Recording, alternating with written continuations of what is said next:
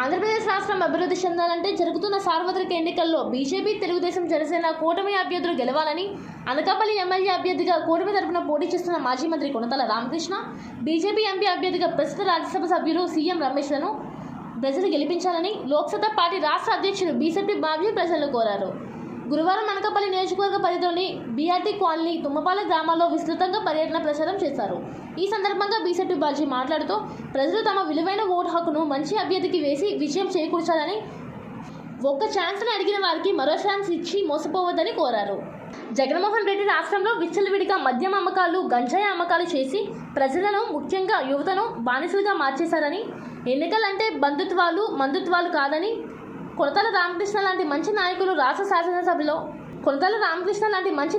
రాష్ట్ర శాసనసభలో ఉంటే ప్రజల సమస్యలపై స్పందిస్తారని, తాగునీరు, సాగునీరు ప్రాజెక్టులపై పూర్తి స్థాయిలో అవగాహన ఉన్న ఒకే ఒక్క నాయకుడు కొనతాల రామకృష్ణ అని బీసెట్టి బాబ్జీ అన్నారు. ప్రజలు వైఎస్ఆర్సీపీ పార్టీకి అధికారం ఇచ్చిన తర్వాత ఉత్తరాంధ్రలో ఒక కొత్త పరిశ్రమ రాకపోగా ఉన్న పరిశ్రమలు మూతపడిపోయాయని, యువతకు ఉపాధి లేని పరిస్థితి ఏర్పడిందని మండిపడ్డారు.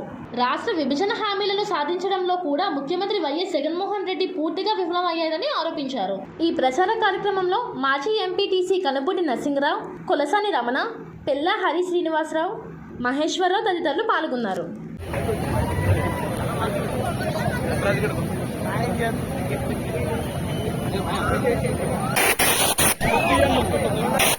నేటి సమావేశానికి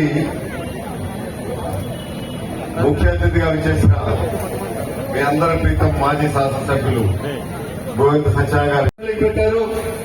కానీ కొన్ని పరిస్థితుల వల్ల బీజేపీకి సముచిత స్థానం ఇవ్వాలి కాబట్టి వారికి ఎక్కువ స్థానాలు ఇచ్చి వారిలో భాగస్వాములు కావాలని ఇక్కడ పార్లమెంటు స్థానాన్ని మరొకసారి త్యాగం చేసి మళ్లీ బీజేపీకి ఇవ్వడం జరిగింది.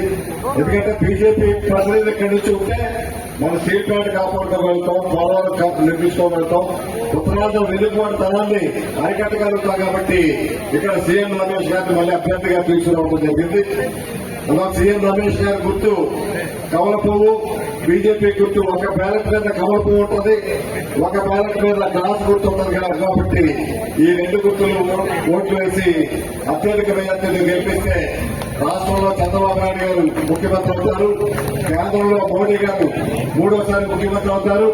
మనకి మోడీ గారికి ముఖ్యమంత్రి అవడానికి ఓటు వేసే అవకాశం మళ్ళీ వచ్చింది. మన ఓటు ద్వారా మోడీ గారిని ముఖ్యమంత్రి చేయాల్సింది, ప్రధానమంత్రి చేయాల్సిందిగా మరొకసారి మీ అందరినీ కూడా కోరుకుంటూ ఈ అవకాశం ఇచ్చిన మీ అందరికీ నా ఉదయపూర్వక ధన్యవాదాలు.